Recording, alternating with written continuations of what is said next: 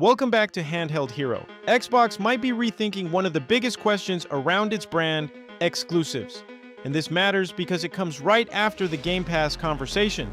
First, Xbox changed the value of Game Pass by making the service cheaper, but taking away Day 1 Call of Duty. Now, Xbox leadership is also talking about reevaluating exclusivity and release windows. So this is not just about one subscription anymore, this is about the identity of Xbox. For years, Xbox has been trying to become more than a console. It wants to be an ecosystem. You have the console, PC, cloud gaming, Game Pass, first-party studios, and a massive library of games all tied together. But the more Xbox expands everywhere, the more complicated the question becomes. What makes Xbox feel special? That is the tension behind this whole conversation. Xbox is not saying every game is suddenly going back to being locked down forever, but it does seem like they are asking a serious question: which games should define Xbox first? And honestly, that might be the most important Xbox conversation right now. Exclusives matter because they give a platform identity.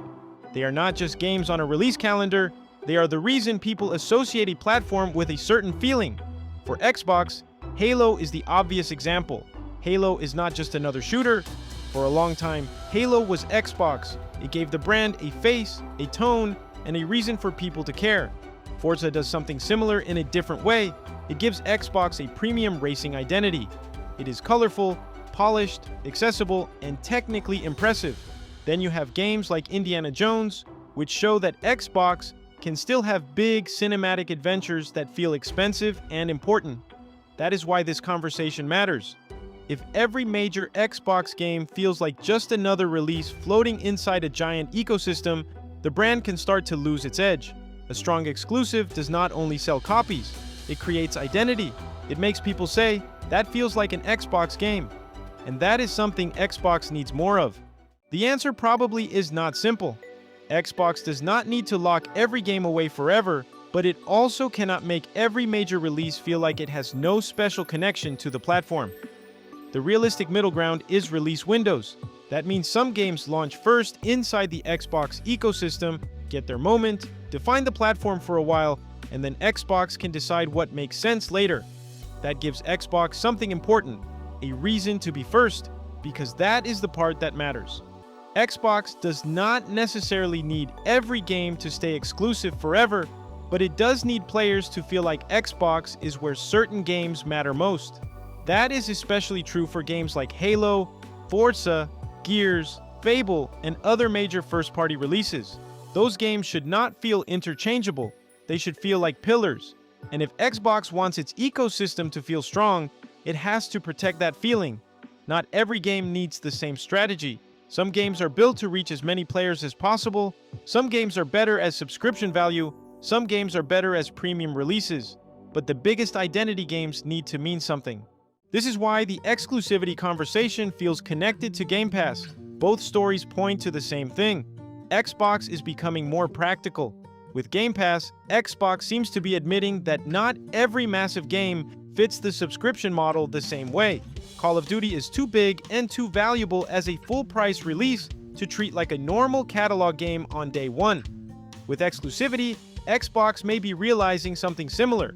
Not every first-party game should be treated the same way either. Some games are there to grow the audience, some games are there to support Game Pass, and some games are there to make Xbox feel like Xbox. That is the real shift. Xbox is no longer acting like one model fits everything. Game Pass does not fit every game the same way, exclusivity does not fit every game the same way, and the future of Xbox might be less about one big rule and more about choosing the right strategy for each game. So my final take is this: Xbox does not need to go back to the old version of exclusives, where every major game is locked away forever. But Xbox does need games that make the platform feel important. That is the balance. If Xbox becomes only a subscription service, it risks losing personality. If it becomes only a publisher, it risks making the console feel less necessary. But if it uses its biggest games carefully, then Xbox can still have identity while also growing beyond one box under the TV. That is why this conversation matters. Halo should feel like Xbox, Forza should feel like Xbox, Indiana Jones, Fable, Gears, and the biggest first-party releases should help define what Xbox is in this next era. Because the question is not just, should Xbox have exclusives? The better question is, what games make Xbox worth caring about? And if Xbox can answer that clearly, then the brand still has a real future. But what do you think? Does Xbox need stronger exclusives again, or is the bigger ecosystem strategy the right move? Let me know in the comments, and if you enjoy quick gaming breakdowns like this, make sure to subscribe to Handheld Hero.